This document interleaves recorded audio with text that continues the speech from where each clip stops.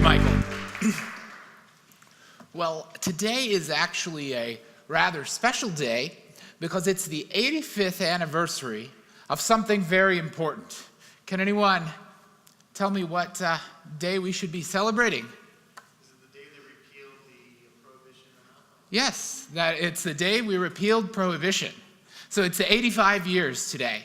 And prohibition marks a very shameful time in America's history where the entire country kind of lost its collective mind and thought we could use a top-down, command and control, government-driven approach to make the world a better place. And what we got was tainted alcohol that left people blind and dead by the thousands. And we got the rise of America's organized crime that plagued us for the next nearly 85 years. We've still got remnants of it today. And so we learned an important lesson, or at least we should have. Because the lesson that we should have learned is that the government can't come in, take control, tell people what to do, and expect the world to be a better place for it. But they kept trying with substances other than alcohol. And so here in Washington State, we were one of the pioneers in saying no to the federal government and no to the drug war when we legalized recreational cannabis. And we were one of the first in the nation to do that. And it's really exciting to see what's going on in the cannabis industry because they're innovating in a really rapid way. And so you walk into a cannabis store here just down the street and you see that all of the products have the exact dose of THC marked on the product. You can have candies, tinctures, or whatever. It's an amazing kind of progress. But we can contrast this with opioids. And you know, I think opioids are some of the worst drugs imaginable. Just to underscore how terrible opioids are, I want to tell you guys about the youngest person I ever declared dead. It was a 19-year-old man who went out partying with his friends, came home, and the next morning, family found him unresponsive. 911 was called, CPR was started, and he was brought to me in the hospital. I was called by the ER to help, and the family stood outside the room in the ER, and for hours, we attempted to resuscitate this young man. And ultimately, it was to no avail. And it was such a maddening experience because here's someone with their whole life ahead of them, no bona fide medical problems. And it was really clear what had happened. It was a fentanyl overdose or a carfentanil overdose. We're not really sure which. So let me explain what's been happening. Several years ago, the DEA required the manufacturers of oxycodone to change their formulation to make it less abusable. At the same time, very heavy pressure was put on doctors to curb their opioid prescribing. The idea was that the government was going to come in, command and control, and they were going to make the world a better place because they were going to reduce the availability of opioids. But we know that that's not how it works. Black markets rise up, just like black markets rised up with prohibition, just like we had a very robust black market in marijuana prior to legalization. Black markets rise up and they find ways to meet people's desires that are more difficult to detect. So some chemists came up with the idea of smuggling much more easy to smuggle drugs. These are fentanyl and carfentanil.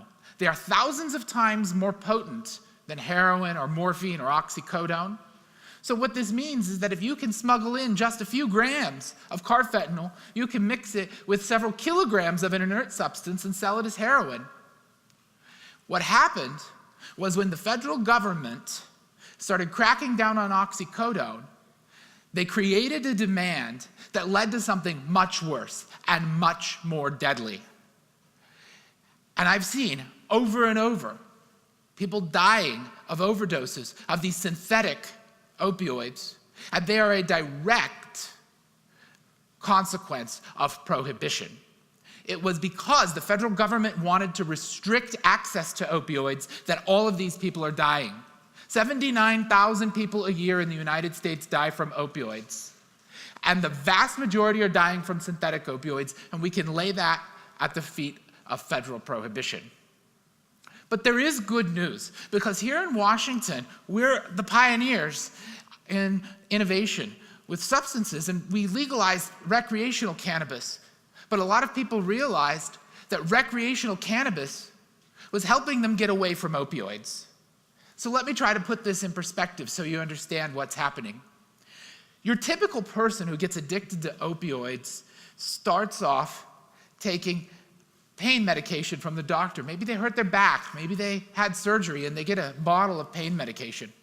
And for most of us, we're going to take that bottle of pain medication. It's going to help with our short-term pain. And then we're going to run out, or we're going to stop taking it because our short-term pain goes away, and that's that.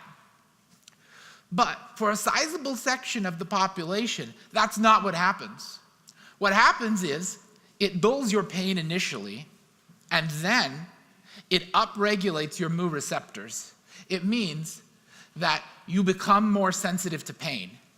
It's like going to the bank, taking out a loan, and then you have to pay it back with usurious interest. So what happens is you take the medication. For 2 hours, you feel better, and then you're in even more pain than when you started. So you take a little more, and you feel a little better, and then you're in more pain. And when I see people who are addicted to opioids, the first thing I notice about them is that the degree of pain they experience is off the charts. And it's off the charts because of opioids. And this starts a vicious cycle.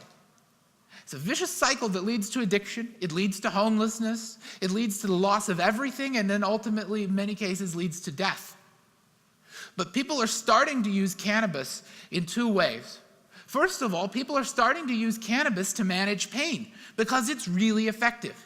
CBD oil is really effective, and the plant cannabis with the THC also has great effects. And some people are smoking it, but other people are using all the different products I mentioned that are available in the store for very low prices. And so they're using those instead of opioids, and they're not experiencing this upregulation of the mu receptor, or this paradoxical pain response where over time you start getting more and more sensitive to pain. And the second thing is that opioids develop a tremendous grip over someone, and that grip can be very hard to get away. People sometimes go to very expensive detox centers and so forth, but what people I know have gone through detox themselves tell me is that using cannabis is a way to decrease their detox symptoms, decrease their withdrawal symptoms, and they're able to get away from opioids. So, when I was in the 6th grade, we had a DARE officer who came and told us all sorts of stories about how drugs were bad. And that DARE officer told my class that marijuana is an entry drug or a gateway drug. And we had to avoid cannabis at all costs because it would get us into the bad things in life, and it would destroy our lives. But what I've seen here in Washington with cannabis legalization is that cannabis is not a gateway drug, it's an exit drug. You can get away from opioids with cannabis. You can have a better quality of life with cannabis. And that's all happening because in Washington State, we have embraced freedom. And we've stopped trying to tell people that we're going to use the government to make you a better person and make your life better. If I could give one policy recommendation about opioids, it's that we have to use the same approach. I know that sounds radical, but there's a 95% chance of relapse for somebody who's stopped opioids, but something like only a 20% chance of relapse from somebody who is using opioids in an opioid maintenance program. Many people don't know this, but for opioid addicts, they can come to the doctor, they can come to me, and they can get a prescription for certain opioids, whether that is methadone or buprenorphine. And they do pretty well, but for many political reasons, access to these programs is really restricted. But the reality is that if we just let people buy their opioids, they will use them in the way that they want. And sometimes that's not going to be the way I want them to, but I can tell you this. If we do that, carfentanil and fentanyl get wiped off the face of the earth. Instead of 70,000 overdose deaths a year, we probably have something along the lines of 5,000 to 7,000. The use of heroin drops through the floor because nobody wants to use a medication or a drug that's going to cause them to have skin infections, heart infections, hepatitis, and all of this. The command and control, top-down government approach is killing people by the thousands. In prohibition, Alcohol prohibition killed people by the thousands. With marijuana prohibition, we had violence and the funding of drug cartels. And with opioid prohibition, our neighbors are dropping dead. And it is a real tragedy. So I would implore you today to consider the idea that freedom, even when we don't like what someone does with it, is ultimately a better choice. Thank you.